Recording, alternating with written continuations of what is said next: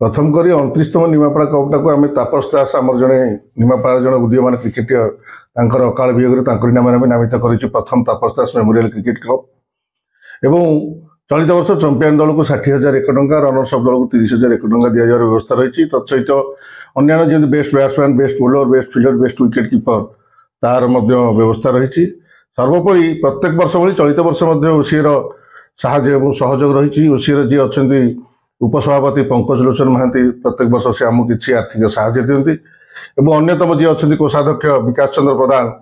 से आमको mat ball stump और क्लब तरफ रोप आमको सहयोग करती प्रत्येक वर्ष और चलित वर्ष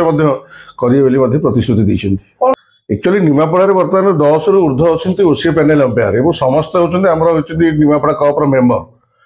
एवं दर्शक मान आकृष्ट करने निश्चित भाव में चेयर गार्ल और जमी आम लेडी अटैक आसती शिवानी